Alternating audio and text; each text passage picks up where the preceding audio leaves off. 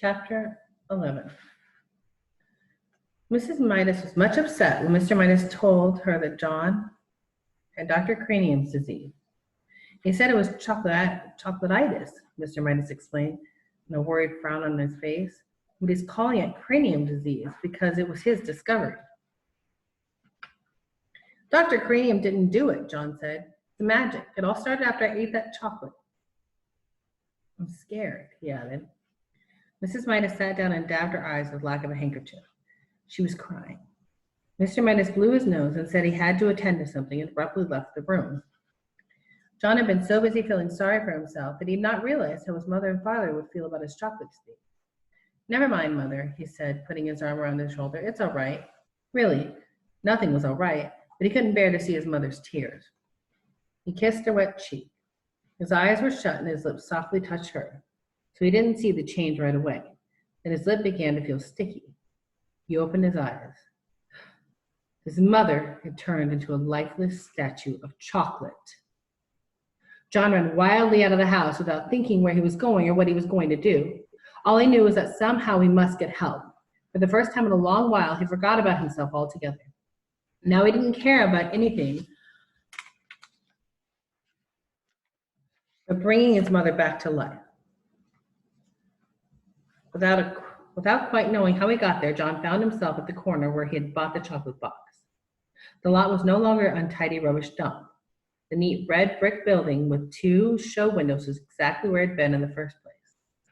The display of candy he had previously seen in the windows was no longer there. In one window, John saw a chocolate trumpet, a chocolate pencil, a silver dollar with a piece bitten out of it. In the other window, he saw a cafeteria tray littered with chocolate utensils and the remains of chocolate lunch. Clearly, the place was the right one. Clearly, the proprietor must know a lot about John's hateful chocolate touch. John rushed in the store. The proprietor was standing behind the counter, carefully polishing something small and round and flat and silver. I was just thinking of you, he said.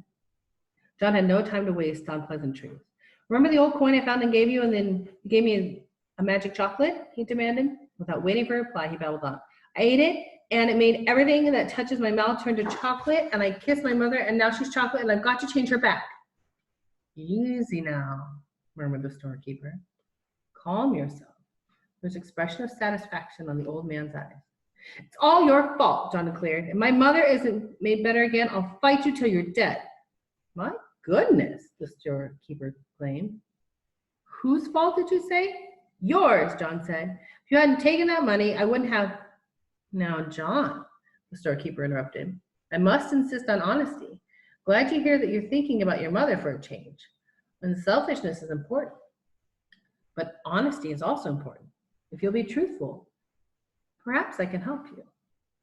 John's ears reddened. It was becoming unmistakably evident to him that he had only himself to blame for all this unhappiness. He looked straight into the storekeeper's eyes. I'll do anything. I'll work for you all my life, for nothing. You can turn my mother back. You can turn me into chocolate instead if you want. The storekeeper apparently ignored John's offers.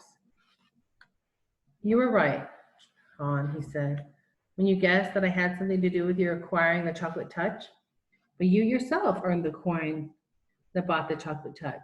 Only greedy people can even see that kind of money. Dr. Cranium was right up to a point.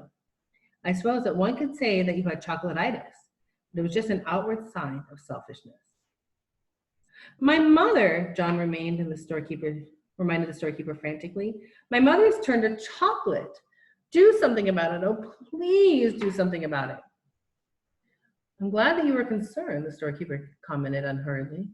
Part of your cure is to be concerned about other people.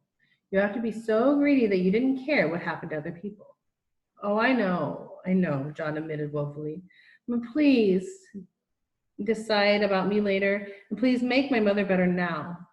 Well, John, the storekeeper said, if you had to choose between getting rid of your chocolate touch and restoring your mother to life, which would it be? One moment, John couldn't help but imagine a future of all chocolate meals.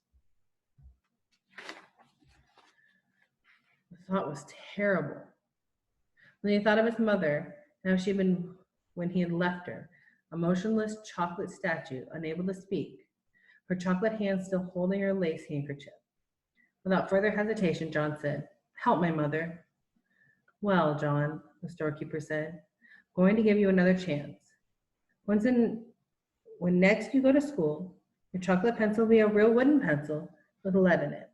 "But," John began to protest. What did the pencil matter? The chocolate knife and fork and spoon you left on your tray in the cafeteria will turn back to metal. Your chocolate trumpet will be a shiny gold one again. "But," John said, "don't worry about Dr. Cranium's spoon. He will find a whole silver one on the floor where the broken chocolate one lay." "But how about," John said, "Susan Buttercup will discover the chocolate stains on her pretty dress and her shoes were nothing but water after all. The silver dollar will all be right." John couldn't stand the suspense no longer. "My mother!" he shouted. "What about my mother? Will she be all right?" The storekeeper smiled. "Why don't you run along home and find her?" he suggested. John turned without even saying goodbye and ran out of the store. The storekeeper went back to the disc that he had been polishing, a disc the size of a quarter. Had to be polished smooth, ready for a new set of initials in case the need for them should arise.